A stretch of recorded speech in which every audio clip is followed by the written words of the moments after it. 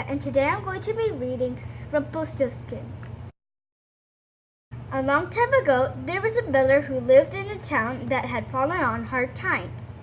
The townspeople were forced to pay very high taxes, and the miller was brought before the king for not paying his. "Please, your majesty, I have a daughter who can do the most extraordinary thing.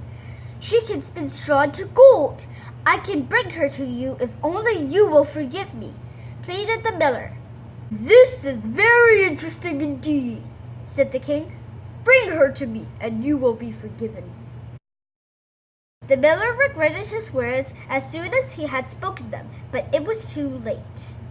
The following morning, his daughter was brought before the king. The king placed her in a huge room filled with straw and said, "Spin this straw into gold by morning, or you and your father will be sent to prison." Then the king locked the door behind him and left the girl alone with many heaps of straw. The girl wept and wept. She couldn't spin straw into gold. What was she to do? She didn't want her father thrown in prison. There seemed to be no way out. Suddenly, through her tears, the girl noticed a small figure standing in the shadows in the corner of a room. "Who's there? Show your face," she sniffled. The little figure stepped forward and appeared before the girl. He was a nymph-like creature. "My poor dear, why do you weep so terribly? What is the matter?" he said.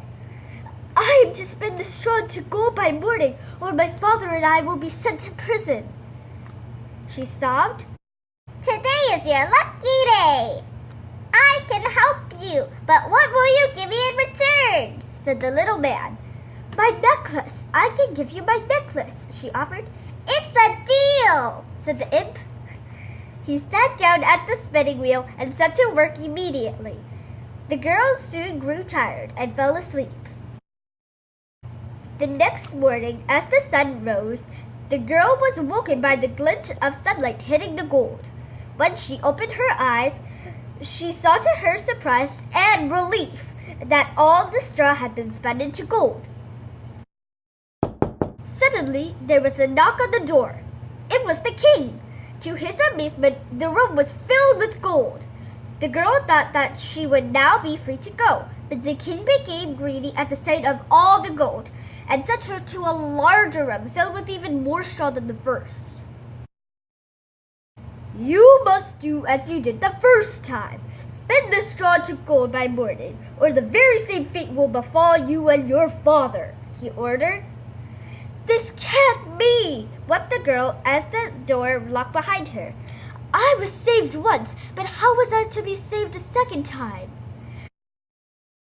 "Fear not, I will help you again," piped a familiar voice.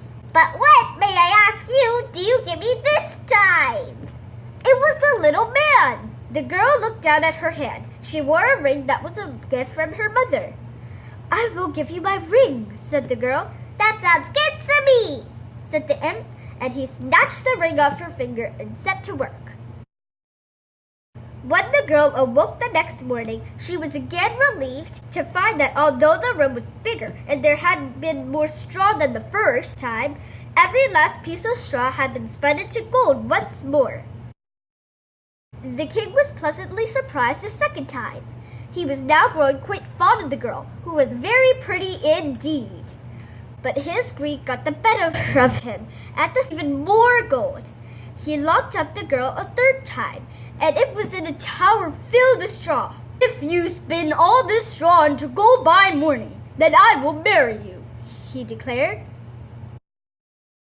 The girl waited in the tower, hoping the imp would return. But this time she was nervous, for she had nothing left to offer him.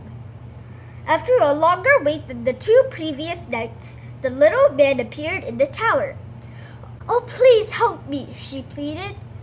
"What will you give me?" asked the imp. "I don't know. I have nothing left to give you," said the girl sadly.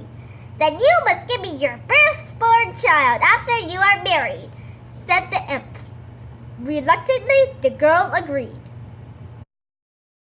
When the king returned in the morning to find the tower filled with gold, he turned to the girl and said, can you ever forgive me? I have been so greedy. Please be my wife." The two were married shortly afterward and lived together quite happily. Several years passed. The girl, now queen, forgot all about the imp. As she rocked her firstborn child to sleep in her arms, an unwelcome visitor appeared before them. "I have come to collect what is mine," declared the imp. The queen pleaded desperately and offered him all the riches in the world, but to her horror, nothing would satisfy him. As the queen wept before him with her baby in his arms, the imp proposed a game. "You may keep your baby, only if you can guess what my name is. You have 3 days' time," he said. And with that, he disappeared. The queen was very upset, but she knew she had no time to waste. She set to work and wrote down every name she could think of. Then she sent a messenger across the land to gather names from far and wide so that none would be missed. The next day, the little man returned, and she read her list out loud. Simon, William, Louis, Jack, Barney, but none were the name of the imp. 2 more days, he cackled as he turned to leave. The queen sent out several messengers to visit towns far and wide and take note of every last unusual name. They wrote them all down for the queen, who recited them on the list on the second night to the imp. Fremberbun, Tulioli, Barbara. "Ha! Not even close," said the little man, holding his belly and laughing. By now, the queen was beginning to lose hope. She urgently sent off the messengers a 3rd time. That evening, one of the messengers returned with an odd story. "I was traveling in the woods when I heard the sound of someone singing. I stopped and peered through the trees and saw a strange little man dancing around a fire and chanting, 'Ha, ha, ha, the queen will never win. She'll never guess I'm Rumpelstiltskin.'" When the imp returned, the queen continued to pretend that she didn't know what his name was. "Is it Scalabaster?" she asked. "No, that's not my name," scoffed the little man. "Is it Harry Larry?" she asked.